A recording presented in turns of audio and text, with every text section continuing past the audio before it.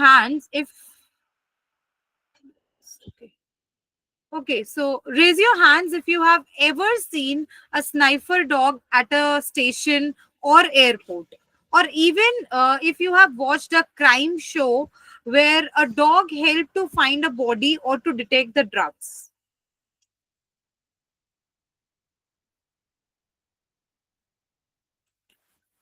Yes, those who have, yes, very good, very nice. Now, in one word, what do you think a forensic dog does? Just tell me, like, what do you think that a forensic dog does? Linked to evidences, ma'am. Very good. Yes. They'll detect the How? smell of the criminals, ma'am. Very good. They detect the smell of the criminals. Okay. Not only criminals, like there are many of the scent or the odors which are detected by the dogs. So let us unpack all these roles one by one, and you will be surprised how versatile and vital these dogs are in real world forensic science. Okay, so let's start with the introduction part. Like, what is canine forensic? Can anyone tell what is canine forensic? Have you ever heard about canine forensic, or it is the very first time like you are going through this term? It's the first time, ma'am. Okay, dear. No issues. So basically, the canine forensics is the application of forensic science which involves dogs, either as an investigation tool or as a part of the evidence. So basically, in canine forensics, dogs are trained to locate substances, to track the suspect, to detect the human remains, and even to support the victims. Okay, so basically, we use dogs in the investigations of crime scenes. And it, if you have heard this field, or I can say this term for the very first time, it will be very interesting if you'll explore it more. Okay, so there is a wide scope of canine forensics, and which includes like crime scene tracking, drugs or explosive detection, human remains detection, wildlife forensics, DNA analysis. We can also analyze the DNA from the ducks for the saliva or the bite marks. All right. Yes,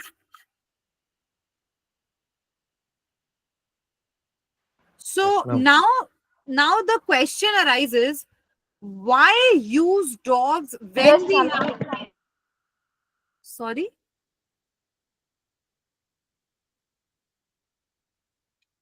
Okay. So why to use dogs when we have drones and lab equipments? This is the question.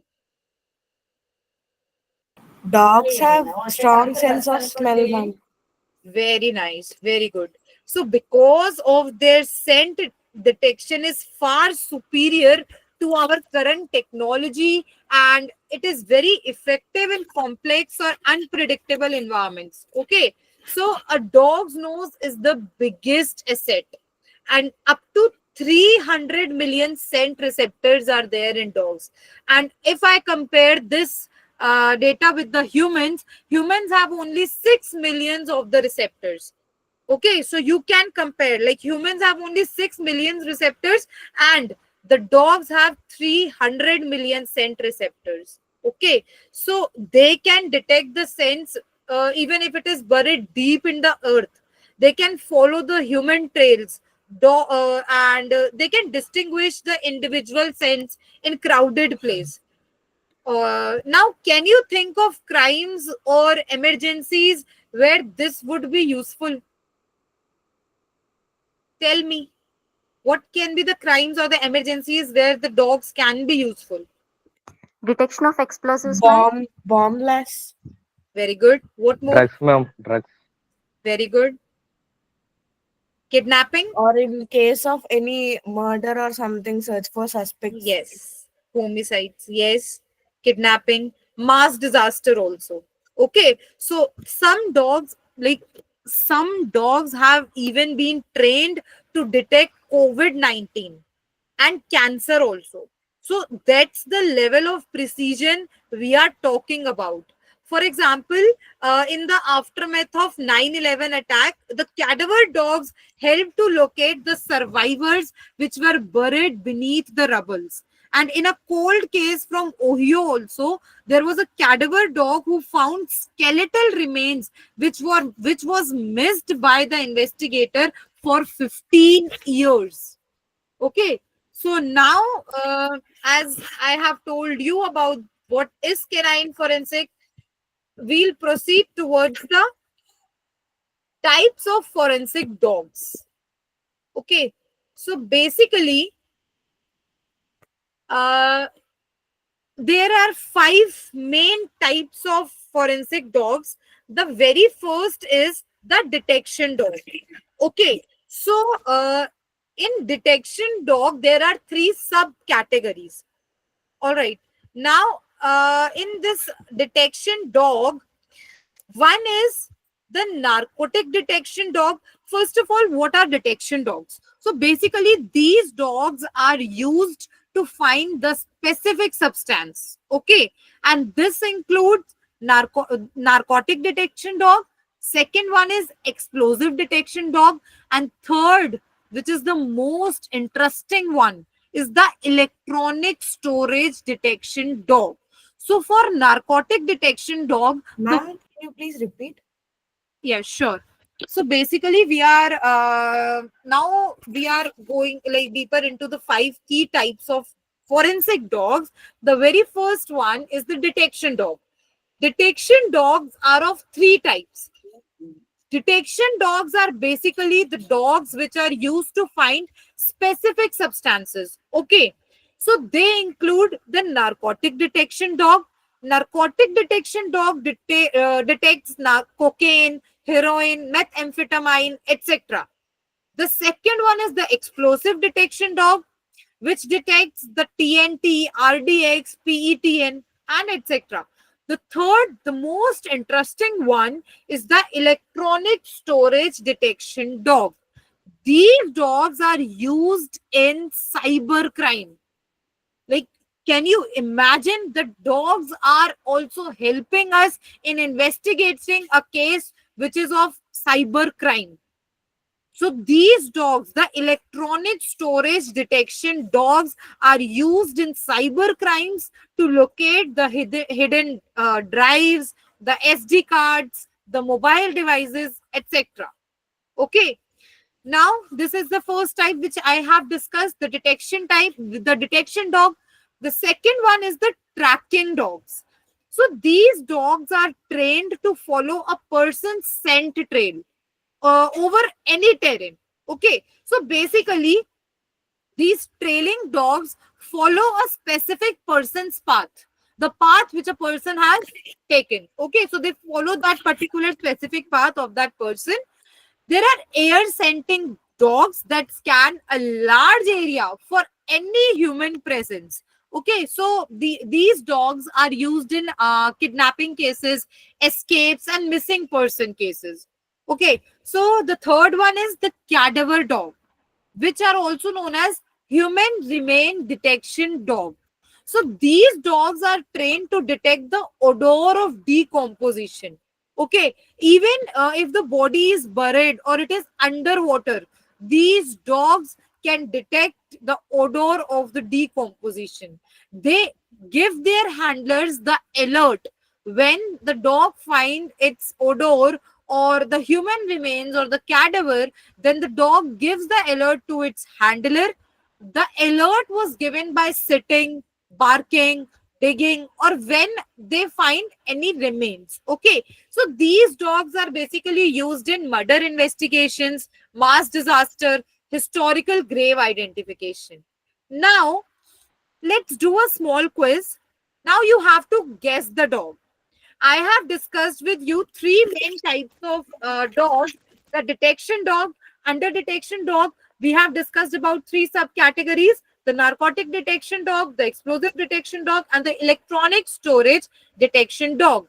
Second one was the tracking dog, and third is the cadaver dog. So now I will give you some case scenarios and you have to guess which type of dog would be used. So the very first case scenario is a USB drive hidden under floorboards. Which type of dog will be used? Electronic storage detection dogs. Yes, very good. Second is unmarked grave in a forest. Cadaver dogs. Very good. Cadaver dogs, ma'am. Yes. And the third is missing child in hills. Tracking dogs. Tracking dogs. Yes, very nice. So now we'll move towards our next topic.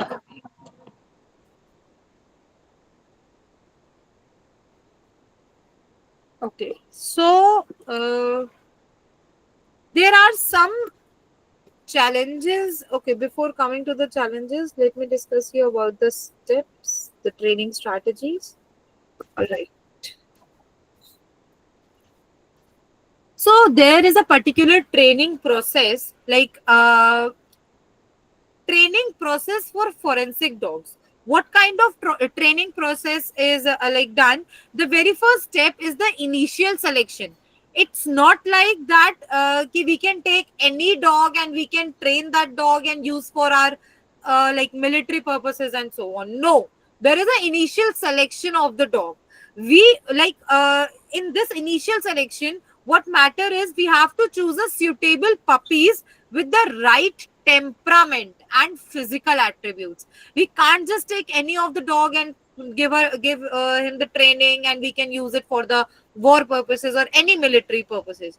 It is like that, choosing a suitable puppies, even the suitable breed which have right temperament and which have like right physical attributes.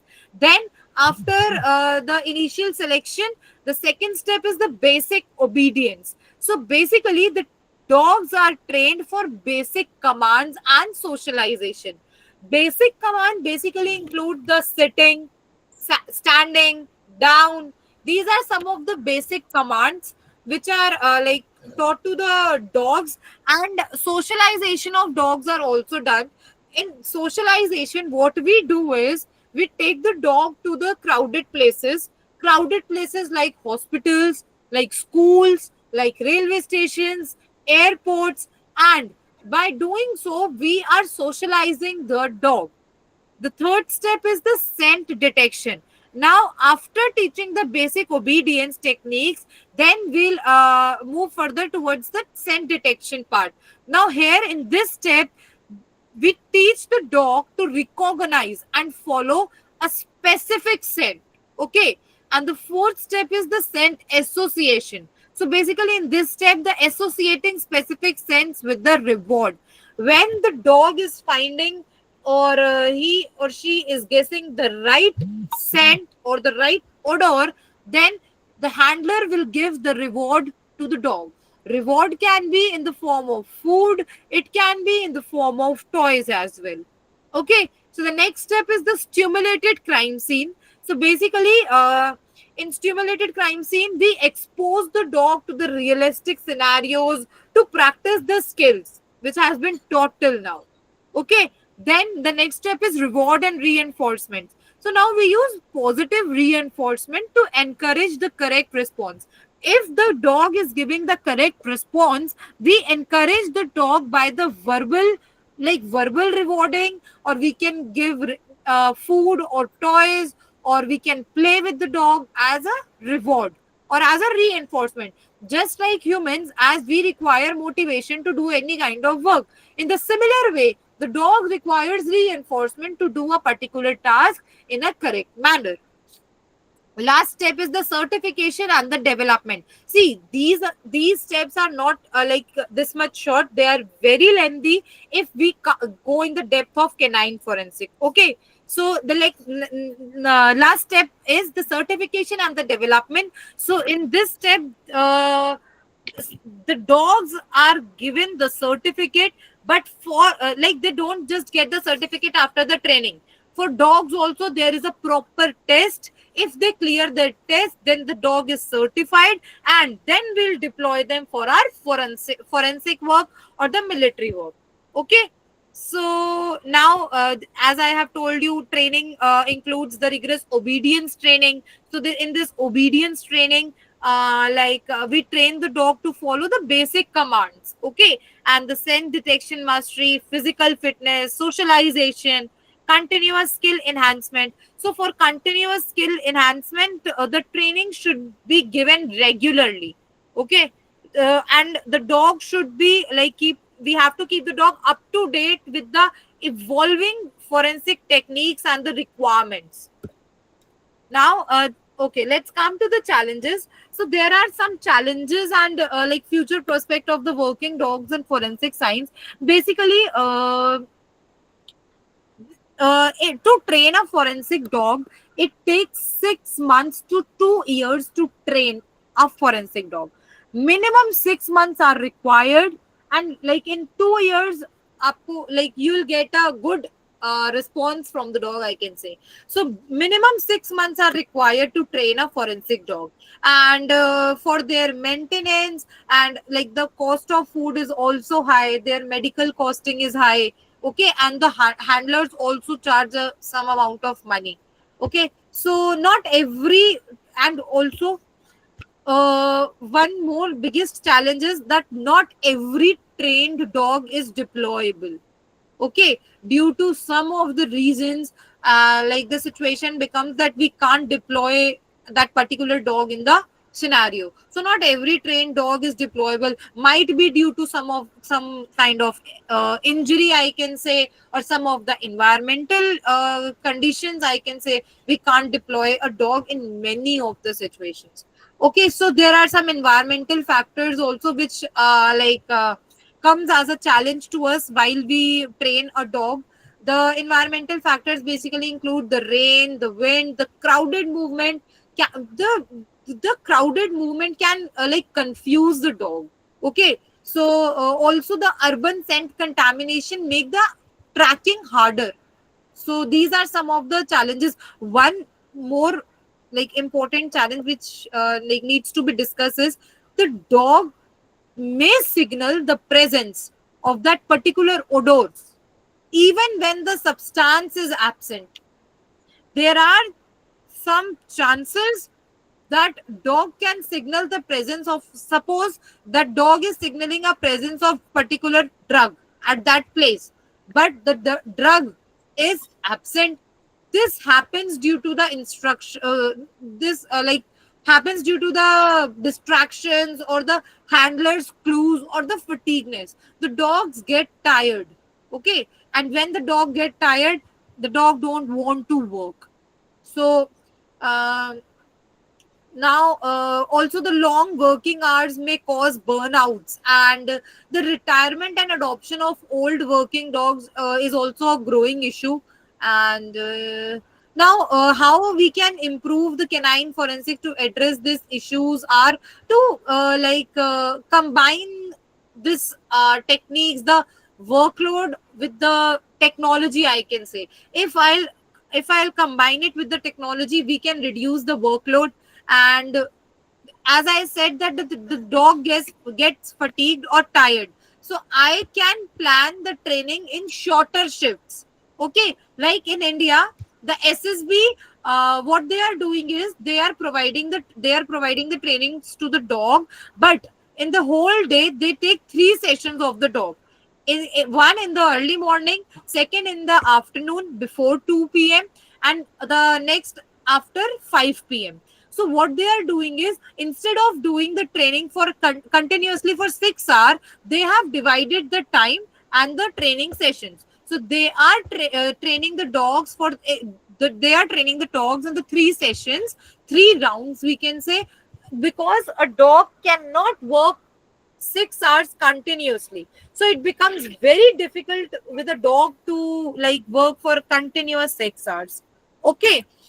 So now we'll discuss about the role of forensic experts in canine investigations. So basically the canine experts are essential in validating, analyzing, and interpreting the findings which are made by the dogs, okay. So the experts what experts have to do is, what their contribution is, to secure the scene before the dog arrives, and to reduce the contamination, to maintain the integrity of that scent that is present at the crime scene, which the dog has to follow in order to find the culprit. Okay. One more thing, that to control the environmental variables, these are not in the hands of forensic experts also, but they can take a record of that. Also, how we collect this scent sample from any particular substance or any particular person. So basically, we create scent pads. What are scent pads? We take gauze pads, normal gauze. We rubbed that gauze onto the evidence from which I want to take that odor or the scent. Okay. And when I rub that gauze pad with the evidence, then there will be the transfer of scent or the odor. Then we can give that odor to the dog. He will take the odor by sniffing that particular gauze pad, and then the dog can do his work. So basically, then the role of forensic expert is in report writing and the court testimony as well. So the forensic experts draft reports, they describe the dog involvement, and must scientifically validate dog's success. As a forensic expert, we have to keep all the records of the dog's past performance, the handler's training, the dog training, the dog's certification, and the scent accuracy. Okay. So, and the expert may be called to a court to explain the procedure as well. Even the court can call the expert along with the dog, or the handler, the dog handler, along with the dog, and they can also ask for a demo in the court itself. Okay. So, yes. Like if I talk about a mini case study, basically a cadaver dog alerts near an cabin, and the forensic expert collect the soil sample. So what they find is, they find bone fragments in that soil sample. So, and when they run the DNA test, they confirm the victim's identity, and without collaboration, the case could have gone cold. If in this case the dog doesn't help that forensic experts, I can say, then it will be very difficult for us to collect the evidence or to find the exact cause. But just by smelling or by sniffing that particular soil, the dog found that. The dog gave the alert to his handler, and when the forensic expert collected that soil, they found the samples of bone fragments, and by that they runs the DNA test over it, and they they confirms the identity of the victim. Okay. So now I want to discuss with you, we can't use any, just as I have told you, we can't use any of the dog, and we just can't take any dog and we can train him for our work. There are some of the breeds which are suitable for their work. For example, now let's discuss about some of the breed, and I'll walk you through their origins, their traits, and where they shine. So for each breed, we'll discuss a case study also. All right. So first is the German Shepherd. So German Shepherd basically originate from Germany, and these dogs are intelligent, they are obedient, and they are multi-purpose. So they are ideal for patrolling, for security purposes, and for crowd control as well. Okay. So do you remember the 2022 Delhi double murder case? Ma'am, can you please repeat? Sure. Yes. Okay. So now I'm discussing with you the different dog breeds. The very first breed which I'm talking about is the German Shepherd. Okay. So German Shepherd originate from Germany, and these dogs are very intelligent, they are obedient, and they are multi-purpose. So they are ideal for patrolling, for security purposes, and for crowd control as well. Okay. So I was asking that, do you remember the 2022 Delhi double murder case? Yes or no? No idea, ma'am. Okay. No, ma'am. So in 2020 double murder case, the date of incident is 13 August 2022. So the location was like northeast Delhi, the Welcome area. So victims were Vimla Devi, she was 70 years old, and Dolly Rai, which was she was 45 years old. Okay. So on August the 16th, Shashank and Sarthak, sons of Dolly Rai, they returned from a trip to Haridwar. Upon arrival, what they found, their home was locked and unresponsive. So, using a spare key, like they entered, and what they discovered, that Dolly Roy was lying in a pool of blood on the ground, and the Vimla Devi was found dead on the first floor. Also, there was a pet dog, so their pet dog was locked in a room. Okay, so the crime scene had limited physical evidence and the police needed leads. So that's when the Delhi police deployed one of their trained German Shepherd from the crime scene investigation dog squad. Okay, so the dog was brought to the crime scene and given a scent article which was belonging to the suspect. And it was just a piece of discarded cloth from which the scent was given to dog. So within minutes, the German Shepherd picked up the trail right from the apartment complex through lanes across busy intersections, and it did not get distracted by the crowd or the traffic.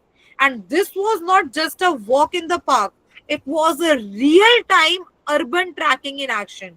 Okay, so the trail finally led the team to a local bus terminal.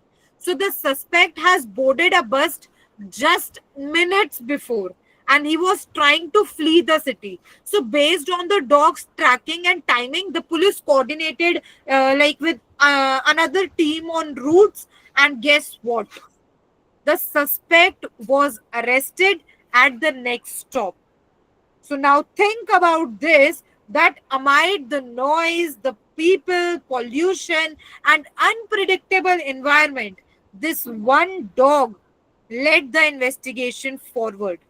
And no CCTV footage, no direct witnesses, just one highly trained, reliable German Shepherd. Okay. Now, the second breed which I'm going to talk about is the Labrador Retriever. So, these dogs are very gentle, they are giant, and they are powerhouse for scent. Like, they are perfect for narcotics, for explosive, and for cadaver detection. All right. So now let me discuss with you a case study regarding this Labrador as well. So there was a case of gold smuggling via shoe at Cochin Airport. So basically, it was the case of August 2023. In this case, the custom officials at Cochin International Airport intercepted a female passenger arriving from Bahrain. And during a routine inspection only, they discovered two square shaped black packets which contained gold in paste form, just like the toothpaste, and which was weighing about 275 grams, which were concealed inside the inner soles of her shoes. And additionally, she was wearing 5 crude bangles and a gold chain, which was collectively weighing about 253 grams. Okay, so the total value of the seized gold, I can say in this case, was estimated at around rupees 25 lakh. Okay, so the Labrador Retriever are often employed in such scenarios due to their exceptional olfactory abilities, which allow them to detect minute traces of substances, and due to their calm, and they are very suitable for busy environments also, like airports, and trainably enabling them to adapt to various detection tasks also, which includes identifying gold, narcotics, and explosives. Okay, so the third breed is Belgian Malinois. So these Belgian Malinois are highly alert, they are very fast, and these dogs are used in SWAT, counter terrorism, and tactical operations. Uh, I hope you all have heard about Pathankot attack,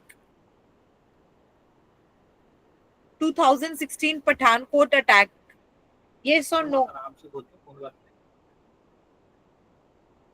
Have you heard about the Pathankot attack?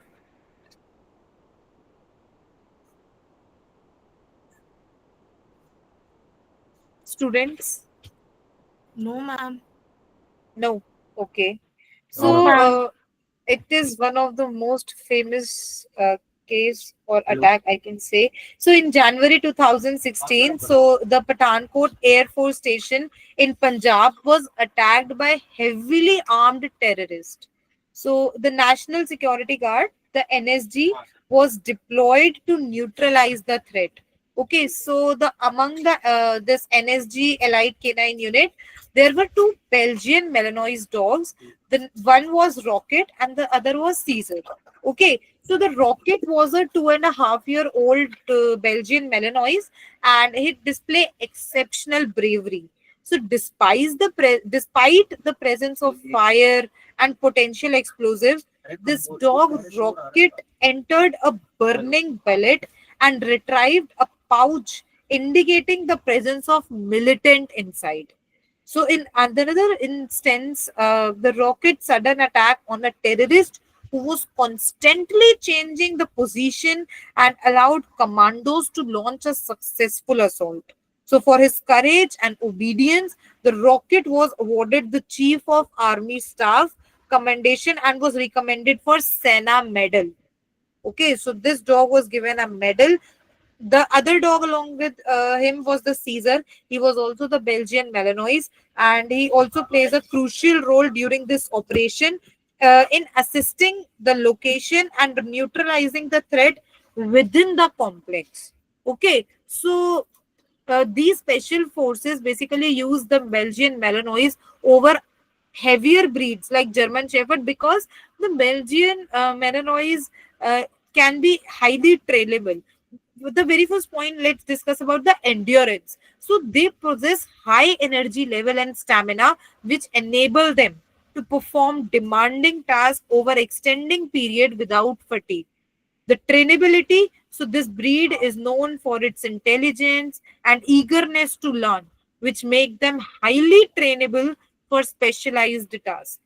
And the third is the adaptability. So Belgian Malinois can operate effectively in diverse environment, from urban settings to rugged terrains, and less prone to overheating as compared to the heavier breeds like German Shepherd or any of the other breeds.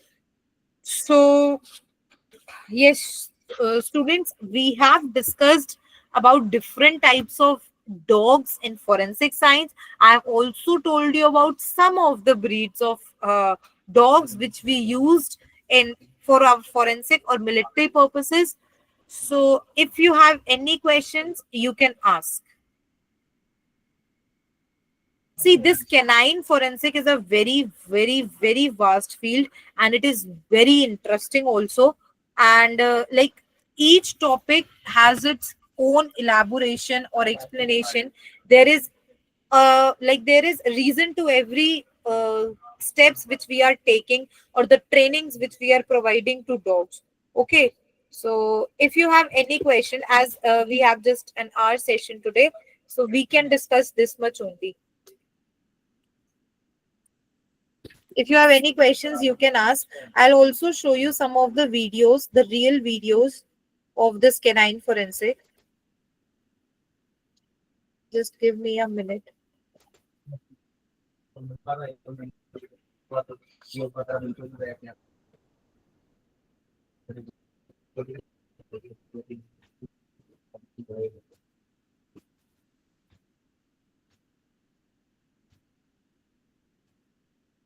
Okay, so Can you see my screen? Is the video visible to you? Students, is the video visible to you? Yes, ma'am. Okay.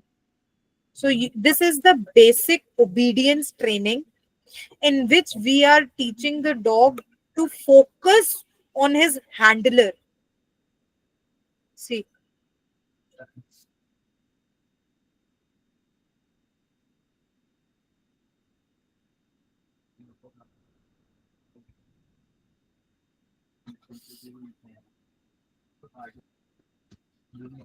This is the sit Who are position. qualified to give this training, ma'am?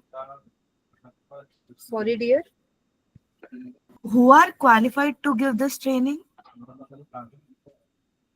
Qualified to give this training. Okay. So, Or we can do, ma'am. yes, you can do. You can do, like, you can do. There is no doubt. There are private dog trainers. There are private organizations as well who are training the dogs, and then these dogs are, we can say, taken by the government. Like, they'll give you a some amount of money, and they'll take that trained dog from you. There are many private I can say organizations who are training the dogs. Not only private, there are, this video is from SSB only. Okay. So for SSB and such things, they are for nowadays they are training their own officers or soldiers, but they ask voluntarily. One more thing, if you do a diploma or certifications in these field, then also I guess in the last year only there are boys and girls who were selected for the dog training in SSB, and there are some more organizations. I couldn't remember the name of the organization right now, but I'm sure about SSB. They have taken the girls and the boys for this dog training. I myself has given the trainings to dog in Haryana, Jhajjar area.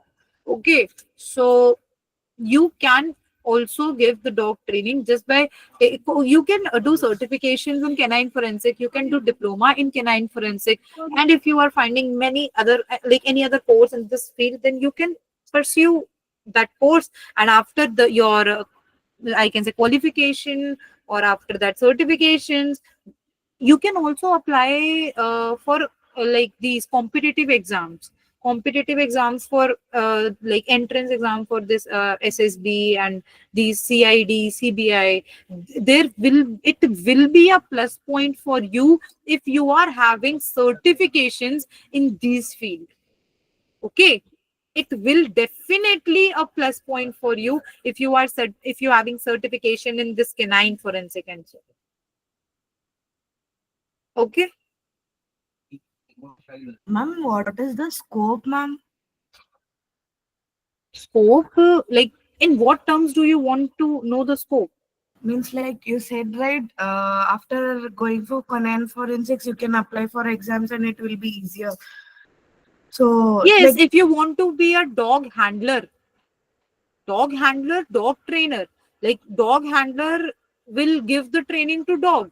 So if you want to be a dog handler, if you want to be a dog trainer, and the dog handler only go with the dog at the real case scenarios. Suppose there is a war zone and I have to take my dog, or there is a situation of mass disaster and I am the handler of my dog, then I have to take the dog to that real case scenario.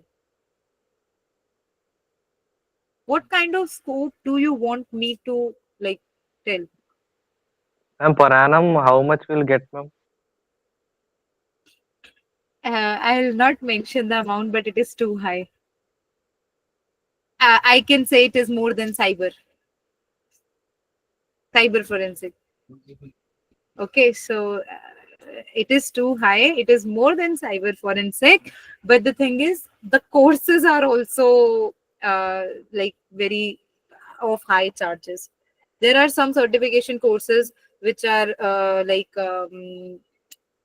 which are provided by some organizations, and even I also provide one of it. They are very worth it. But the other courses, if you look towards in this or the workshops of this canine forensics, they are very costly. But if you have planned that you have to be in this field only, then you'll definitely get a good amount that you ask now, that annually, yeah, per annum, what will be the earnings and so. And I have given you the hint that it will be more than the cyber forensic. I think according to the ongoing I can say situations and the field of forensic science, I think the cyber forensic persons are getting a good amount of money. But this is more than cyber forensic. Do you want to ask anything else?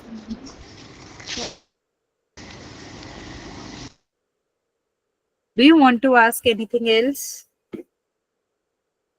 If you want to ask, please continue.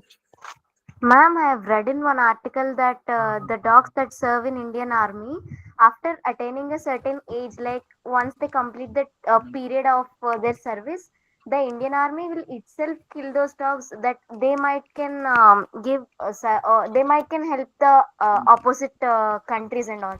Is that true, ma'am? Beta, can you repeat, please? Like see ma'am, the dogs which serve in the Indian Army, like they help in detecting the explosives and all, after completing the service period, the Indian Army will kill those dogs, like they might help the other countries. Is that true, ma'am?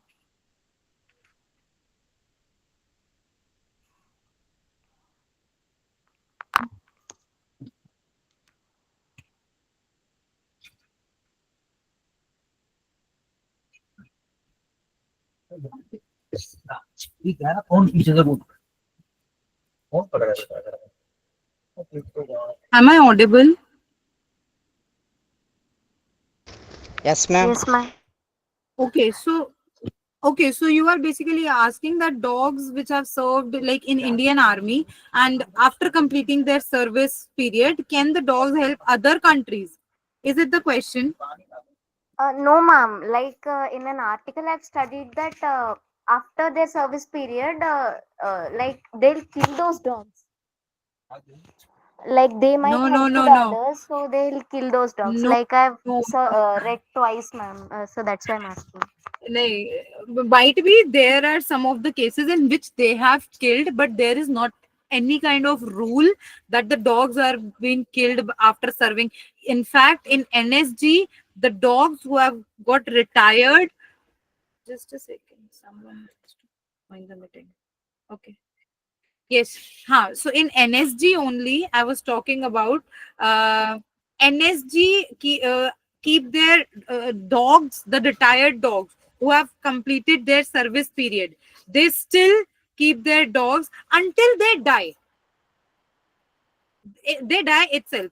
They don't kill the dogs. They kill, yes, okay, one more thing. They kill the dogs in the situation if the dog is suffering from any kind of disease which is very painful, or if the dog has encountered any kind of injury which is very painful. So in these situations, they kill the dog so that the dog should not have to bear that pain. But this is not something like after the retirement period the dogs are killed. No,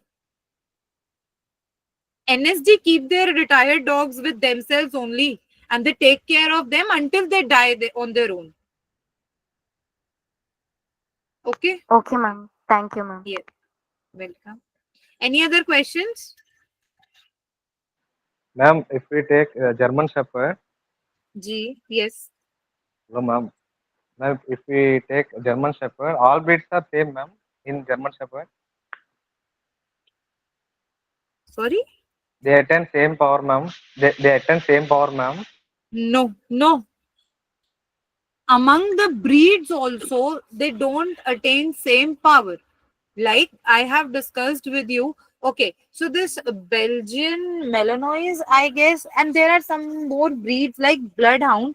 So these are not high-tempered breeds. Okay, so but in this Belgian Malinois, if I talk about, among the Belgian Malinois, There are dogs who have very high temperament, which can't be used for our military or forensic purposes. There are dogs with adequate temperament, and we can use them.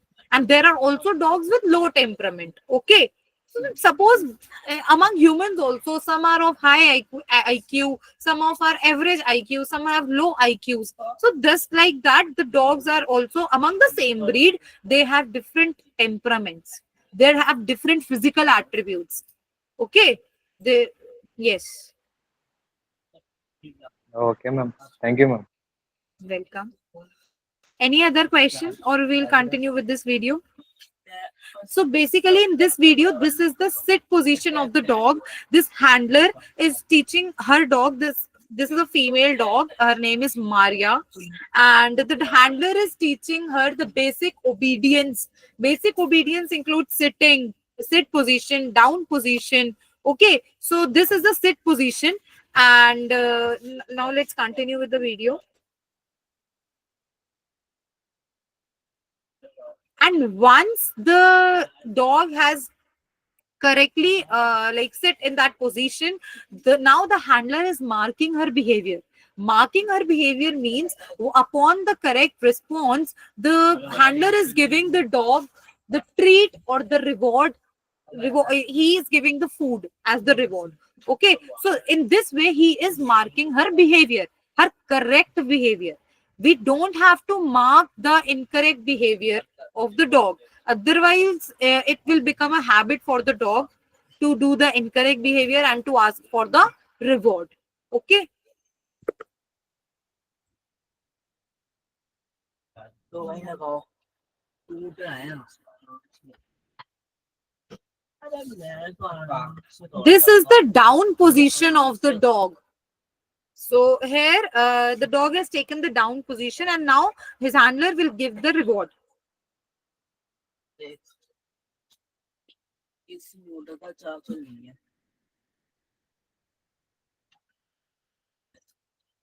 Okay, so this is all for today. तो ये Now, if you want to ask anything, please ask. लाना पड़ेगा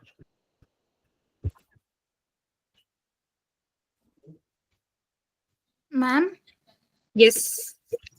ma'am, is there any particular characters to choose a dog? There are particular characters to choose a dog depending upon the type of work we need from the dog. If I am training a dog to deploy on for a war situation, then I have to take the dog which have which have a good alert response, who is fast, who is physically fit, and with high temperament. Because in border controls or in war zone, I am training my dog for the terrorist attack, or to locate the terrorist, or to catch the terrorist. Okay, so we look for the characters. That's why we go for different breeds.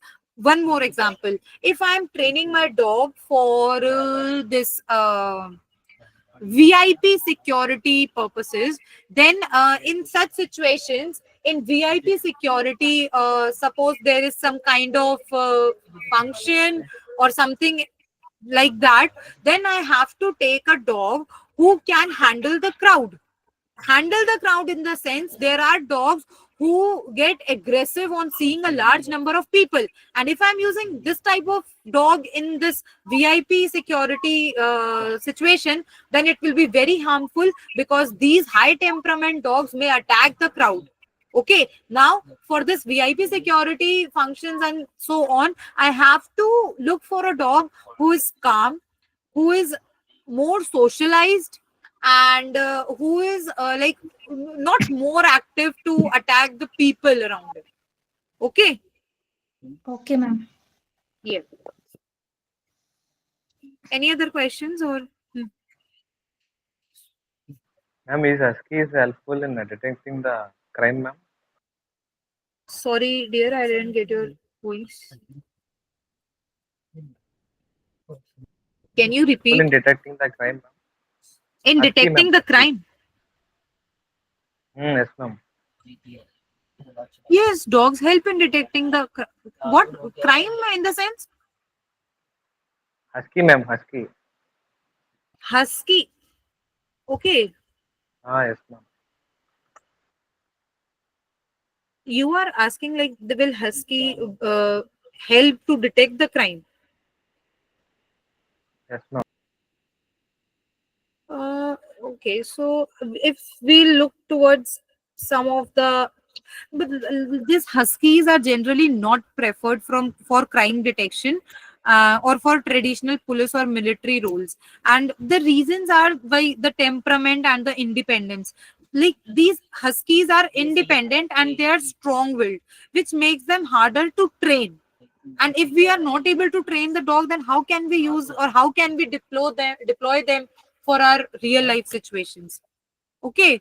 And because we need a highly disciplined dog for sniffing drugs, explosive, and also they have a high prey drive.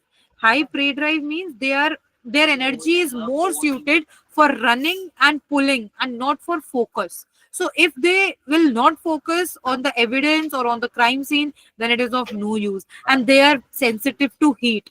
So if they are sensitive because of their thick fur, okay, so and if in India there are mostly the like warm regions, and if in field operations we take these huskies and they're highly sensitive to heat, then they'll not be able to work properly.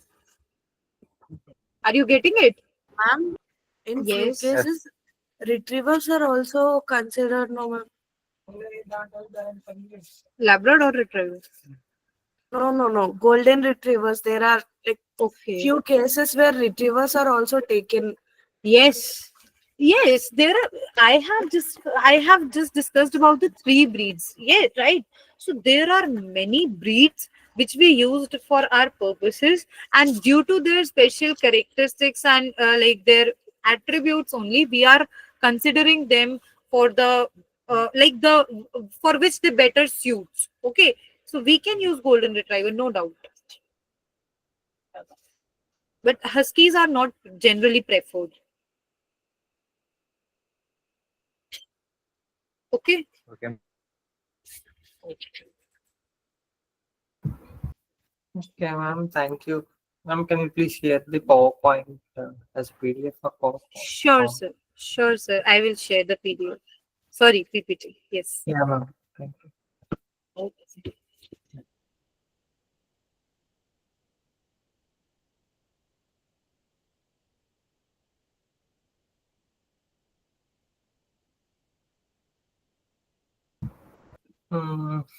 రేపు class ఉండదు, ఎల్లుండి ఉంటుంది మళ్ళీ. అంటే sir ఏమన్నారంటే ఇవాళ చెప్పిందే 2 parts చేసి రాసుకోమన్నారు మీ లాగ్ బుక్ లో. సో అలా రాసుకోండి, ఓకేనా? రేపైతే క్లాస్ ఉండదు, మళ్ళీ ఎల్లుండి ఉండదు. Okay sir. ఆ తర్వాత మళ్ళీ మండే, అలా అంటే రోజు మార్చి రోజు Saturday Sunday holidays. Okay sir. మీరు లాగ్ బుక్ లో అడ్జస్ట్ చేసి రాసుకోండి, మరి మీరు ఎలా రాసుకుంటారో చూసి అందరు ఒకటే మాట్లాడుకొని రాసుకోండి. సార్ లాగ్ బుక్ లో మాకు ఇంకా 2 weeks ఉంది సార్. మేము ఒక్కొక్కటి రాసుకున్నా పర్వాలేదు. అవును సార్. ఓకే, అంటే మీరు ఎలా మేనేజ్ చేసుకోగలిగితే అలాగా. ఓకే సార్, మేము రాసుకుంటాం సార్. సో మీరు ఇంకా 1 month వస్తారా? లాగ్ బుక్ లో 2 weeks ఉందా? 1 month ఆన్లైన్ రావాలి క్లాస్ సార్. ఉంటాయి, కానీ అవును. రాయాల్సింది ఓన్లీ 2 weeks రాయాల్సింది మాత్రం 2 weeks. 12 days కి. మా టీమ్ ని లీడ్ చేసేది వాగ్దేవి, ఎలా అంటే అలాగే సార్. ఓకే అయితే